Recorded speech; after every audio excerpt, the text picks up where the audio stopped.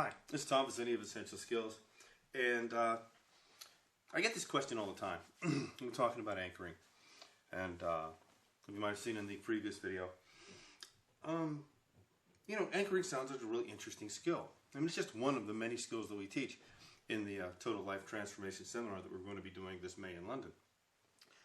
The question I get is from people who've already been trained, people who've either been trained in neurolinguistic programming, or they're trained in sales, or they're trained in hypnosis, and they've already got an idea of what anchoring is and what it can be used for. And this one, I really want to talk to those people who've already been introduced to anchoring and have some ideas of what it is. It'll also be interesting to the people who are new and have never heard of it before. Why us? Well, years ago, I learned all of these things. I went to courses, I went to seminars, and most of them were therapy based. And then they would try to transform those skills into real world skills. And that's the difference between us and other people. Real world skills versus what other people do. Real world skills to us is the ability to walk into any situation comfortably, be able to elicit a state, anchor that state, and then utilize that state inside of that conversation within moments, rather than using all kinds of effort. And the thing that happened for me was the idea of anchoring in therapy, the way I was taught it, was basically you got a state with probably the world's worst elicitation in the planet, called think of a time. All right, and this is how I was taught, and it was, at the time seemed like really good advice, but as we've used this stuff in the real world, we found out it doesn't work all that well. So somebody would ask, or you would ask somebody, think of a time when you were happy. Okay, now what happens to your brain when I ask you that? Think of a time when you were happy. What happens to you, because I can tell you, because the same thing happens to me, is that you start sorting through all the times you were happy. You're going back in time, and if you might pick one eventually. But if I say think of a time you were happy, and then you think of a time, and then they would do this other thing that doesn't work in the real world either. So you would think a time when you were happy, okay, so this is you, and you're happy, okay? And that seems okay, that was the time I was happy. Then they tell you to double that. Okay, times 2. At which point, most people's brains go completely blank. Nobody knows what times 2 happiness means. Yet we were told to double it, and then double that happiness again, and then really crank up that happiness. Now, let's pretend, for some reason, that this actually happens. Alright? You're happy, then you're really happy, and then you're just really, really happy. Okay? And then I walk over to somebody and I would touch them on the shoulder. And people would say, well, that's an anchor. Boom, I'd touch them. Then later on I'd go fire that anchor, and they would expect really, really, really happy to show up again. Other than the fact that that never happens. Alright, so what's the difference in what we do? The prevailing theory at the time when I first learned anchoring, even when I first taught anchoring, was that you wanted to get somebody into a peak experience. Alright, when you got them into a peak experience, you could anchor that experience. What's the problem with peak experiences? They're not normal. And you don't need that much power to anchor someone. Now, in the real world, imagine this, you're in a sales situation, or you're asking someone on a date, or you're going for a job interview, or you're just trying to buy something and get somebody to give you the best deal that they possibly can.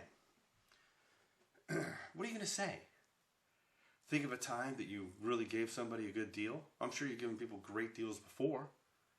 Well, what if you doubled that and then doubled it again? I mean, all right, number one, people are going to start walking away from you because that's creepy. Number two, it's not conversational. And number three, let's pretend that really worked. Okay? Why won't it work in the real world? Well, it's quite simple. People do not live at the peak of experience.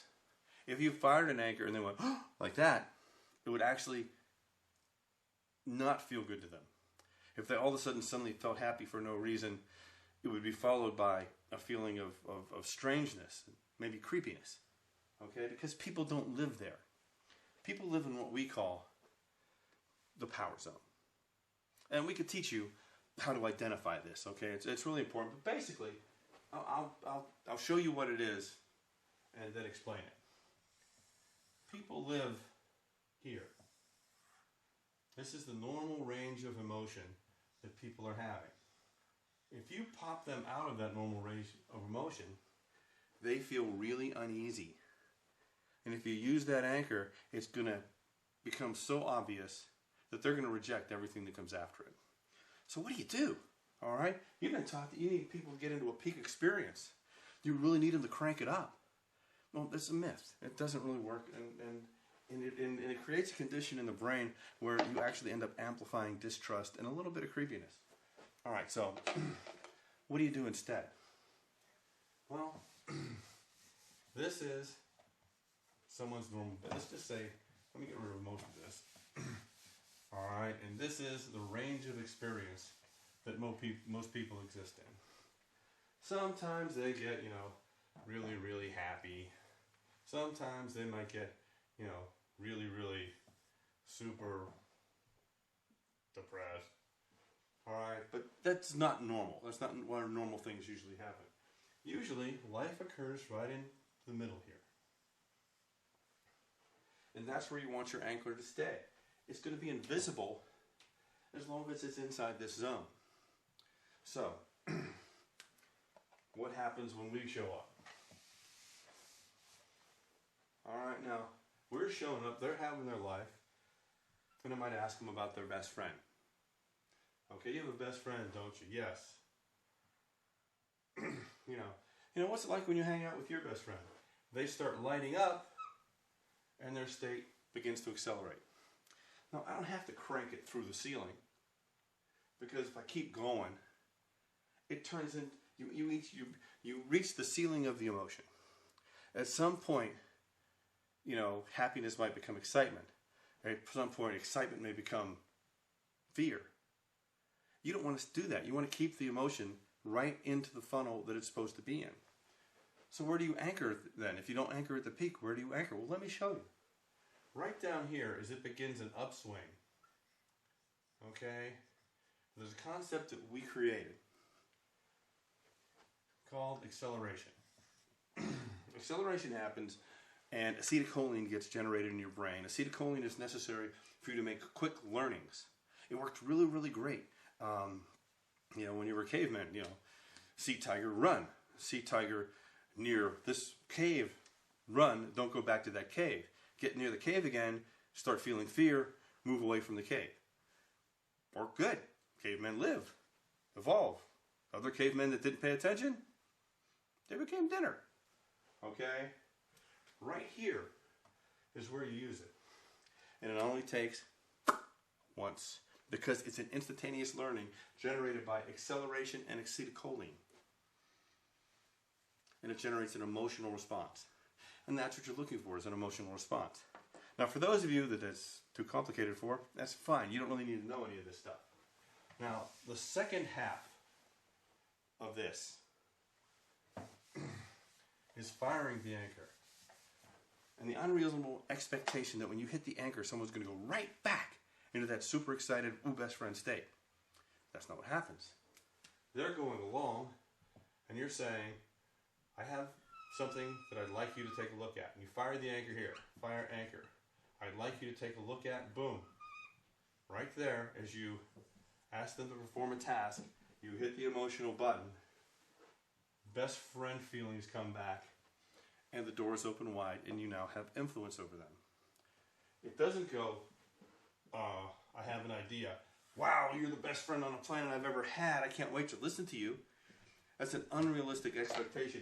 And many people make the mistake of because the person in front of them is not exploding with emotion, that their anchor isn't working and that they're not having influence. So it's the power zone. We'll teach you all about acceleration, how to spot it, how to generate it, how to time your anchor so that you only have to use it once, so you'll be able to have it immediately for everyone you ever meet. Then we'll teach you the application. How do you use an anchor? I mean, now that you have it, how are you going to use it? Are you going to combine it with a command or combine it with a suggestion or an object? I mean, if I have the best friend anchor and I say, I have an idea I want you to take a look at. Boom, I'm going to put that idea, I'm going to put that object, that product, my card, my presentation, me, okay, right in that spot.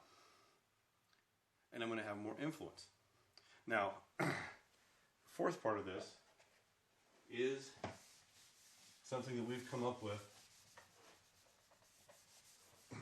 and that's called personalization. For me, using my hands is a very natural thing.